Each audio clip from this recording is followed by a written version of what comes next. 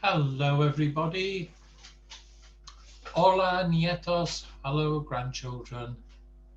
Julia, Arthur, Aureliano, Saoirse, and Florencia. Last but not least, Florencia.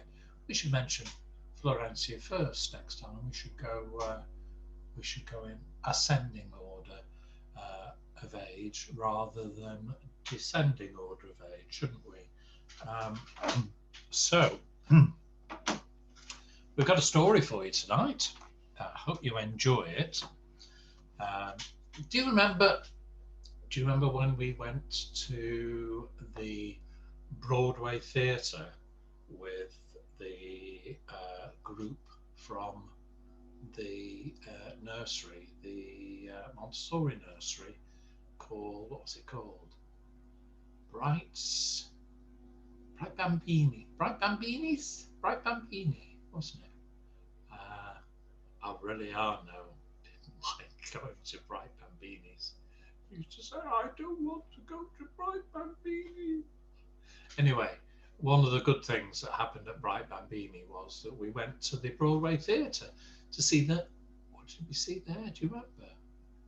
We went there a couple of times, didn't we? We went to see the Panto and Julia Aureliano and Joyce and Margaret and Grandma, Mama, went to see Joseph, and we saw the Panto Wizard of Oz. But when we went with Bright Bambinis, we went to see Mr. Man. Do you remember Mr. Man? Well, I've got a Mr. Man book for you today. Here it is. It's called, a bit shiny there, Mr. Chatterbox. And Mr. Chatterbox can't stop talking. Do you know anybody like that? Just keeps going on and on and on and on. A bit like Grandad. A bit like Way Way. Why do people, you do get people like that, don't you? I think sometimes people who talk a lot, you meet in the streets and you can't get away from them because they keep talking. You say, I must go there. Oh, just let me tell you this. I think sometimes they're a little bit lonely. Maybe they don't have people to talk to. Sometimes they just like to hear the sound of their own voice, I think. Anyway, we've got Mr. Chatterbox, who is a complete chatterbox. Here we are. Let's get, there he is, Mr. Chatterbox. Let's see what there is to see. Mr. Chatterbox was one of those people who simply can't stop talking. He used to talk to anybody and everybody about anything and everything, going on and on and on. Look, it's got dark. And on and oh, it's next morning and on. Oh, he's been talking all night to the poor little worm.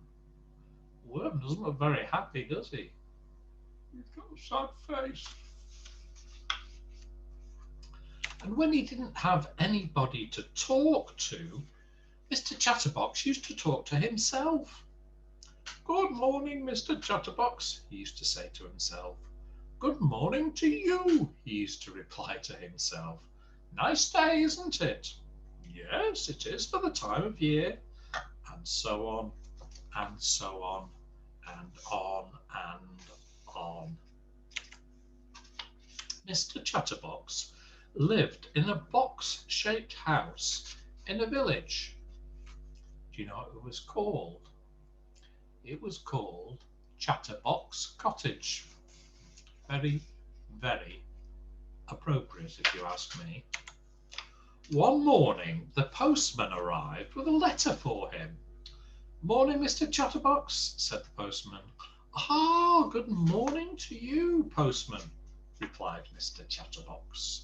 Although, as I was saying to myself only yesterday, or was it the day before? I forget. However, it's not quite so good a morning in my opinion, but I might be wrong, although I'm not very often, as it was the other day, Monday, I think it was, or perhaps it was Tuesday, but never mind, because it is quite a good morning. Don't you agree? Yes, of course you do, because that's what you said to me in the first place. And, oh, he went on and on all morning, and the poor postman was late delivering all his letters. That afternoon, Mr. Chatterbox went into the hat shop in the town. Hello, Mr. Bowler. Mr. Bowler's the man who sells the hats. He said to the man who owned the hat shop, do you think if it's possible that I could buy, if it's not too expensive, but I'm sure it won't be, a new hat? Because, would you believe it? Yes, of course you would. But anyway, as I was saying, my present hat, the one on my head, as you can see, is getting, how can I put it, a little too old. Because I've had it now, oh, let me see. It must be, let's think, 10 years? No, I tell a lie, it can't be that long. Or can it? Well, yes, it could be. But on the other hand, and he went on and on all afternoon and half the night, long after poor Mr. Bowler should have shut up shop and gone home. Eventually, when Mr. Bowler managed to get a word in edgeways, or was it sideways, he promised to order a new hat for Mr. Chatterbox. Then he pushed Mr. Chatterbox out of his shop, still talking, of course, and went home for his supper, which was cold, of course, because Mrs. Bowler had cooked it for him hours ago. And while he ate, he thought, I think he's got a plan, don't you? He's got a plan to stop Mr. Chatterbox from talking so much. Exactly 1 week later, the new hat for Mr. Chatterbox arrived in a smart red hat box. The postman delivered it to Mr. Bowler's shop. At last, said Mr. Bowler, heaving a sigh of relief. I think this hat is going to be the answer to the problem of Mr. Chatterbox talking so much. I wish it could be, said the postman, but how can it? Because, replied Mr. Bowler, this hat is a magic hat. Oh, replied the postman, didn't quite understand. That same afternoon, Mr. Bowler took the new hat round to Chatterbox Cottage. Oh, goody, said Mr. Chatterbox, seizing the hat box and opening it. It's my new hat, my lovely new hat. I couldn't wait for it to arrive. In fact, I got up early this morning because, oh, aren't I silly? I just knew. I don't know how, but I really knew. You know that today would be the day. I don't know how I knew, but I knew, and it is. And here's my hat, and oh, isn't it beautiful? I can't wait to try it on.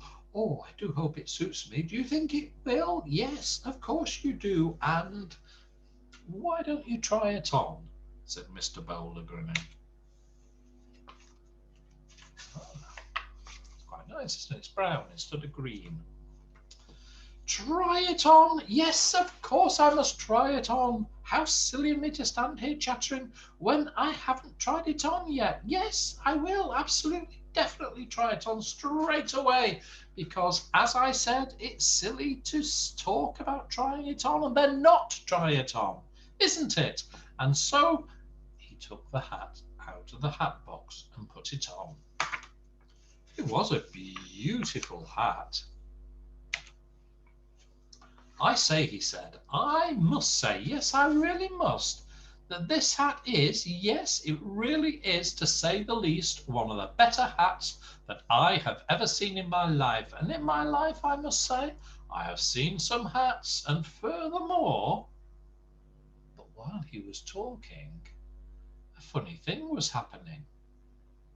The more words that came out of Mr. Chatterbox's mouth, the larger his hat became.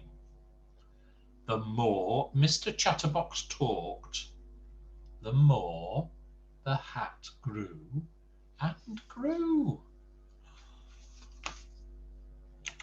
Mr. Chatterbox kept on talking and the hat kept on growing. What do you think happened? It's got so big it's dropped over his head, hasn't it?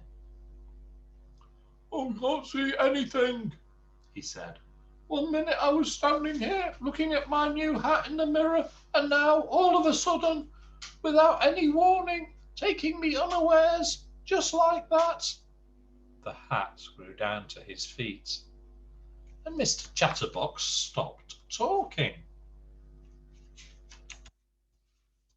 And as soon as he stopped talking, the hat grew small. Look, there he is. The hat grew smaller and smaller until it was the same size as when he tried it on. Mr. Bowler had gone as soon as the hat had got so big it had covered Mr. Chatterbox up. Now he was walking back to his shop. Oh, my special magic really worked. He chuckled. The following day, Mr. Chatterbox was out for a walk when he met the postman in the village. "Hello, postman," he said. "I say, do you like my new hat? Have you ever seen such a fine hat? I'm sure you never have. What a hat!" And you know what was happening, don't you? The hat grew and grew and grew the more Mr. Chatterbox talked. "Now I know what Mr. Bowler meant by a magic hat," chuckled the postman, and he went on his way, leaving poor Mr. Chatterbox speechless. He thought, not talking, thinking. And you know something? That hat taught Mr. Chatterbox his lesson. And these days he doesn't talk half as much as he used to, or even a quarter as much. And you know the reason for that, don't you? Yes, of course you do. But keep it under your hat. Keep it under your hat's a saying that means don't say too much. Don't tell anybody the secret. Keep it under your hat. Keep it hidden. Yeah, I feel a bit sorry for Mr. Chatterbox, don't you? We have a saying. Have you ever heard the saying? He talks so much he could talk the hind leg of a donkey. The hind leg is the back leg. It doesn't make any sense, does it? But that's one of the sayings we have. We also say, he talks so much he could talk for England. Or I guess we could also say he talks so much he could talk for Ecuador. In other words, he could get into the national talking team. If they had a national talking team, which they don't, of course. It'd be a dull sport, wouldn't it? Talking. Well, what did you think? Did you enjoy the story? I do like the Mr. Men stories. They're quite good and they have nice bright pictures, don't they? Do you like it, Aureliano? You must tell me. Yeah. You can tell me in Spanish if you want to. I can understand Spanish pretty well. And it's always good to hear somebody talking in Spanish. It is. It helps me with my lessons, my understanding. Well, what about Arthur and Saoirse? What do you think? Do you like Mr. Men? Julia does, I know. When we saw the Mr. Men, the little worm kept popping up, didn't it, on the top of the on the top of the house behind the Mr. Men. It was good. Oh, what have we got here? We've got all of the Mr. Men, haven't we? Can you see them? Which is your favourite? Do you like this one? That's Mr. Tickle, isn't it? He's the one who tickled a teacher.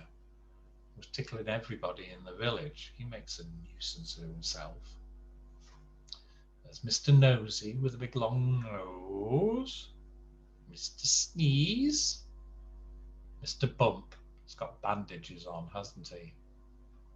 He's always bumping into things. Like Arthur. Arthur's always bumping into things. His knees are covered in bruises.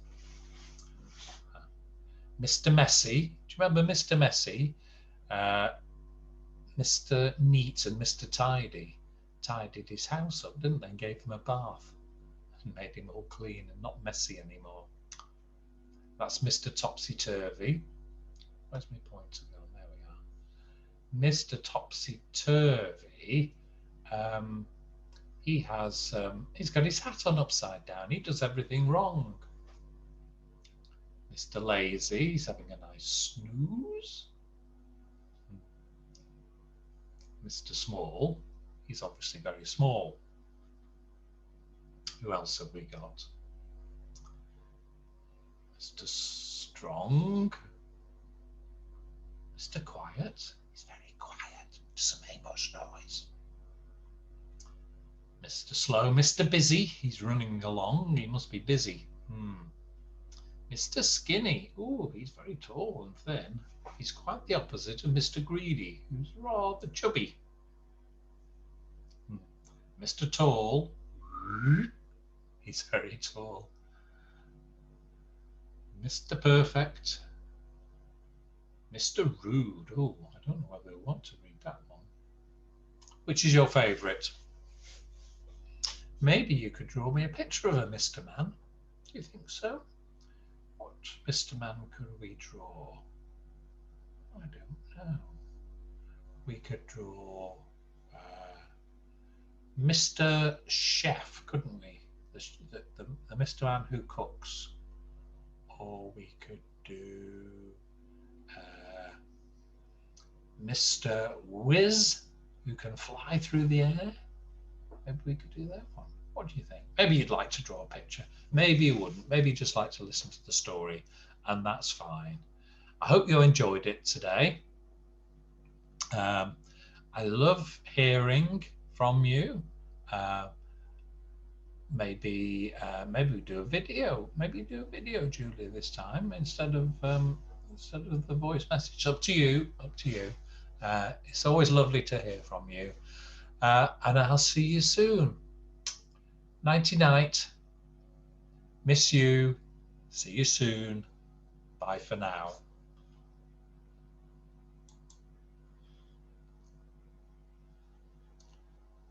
We'll stop the recording.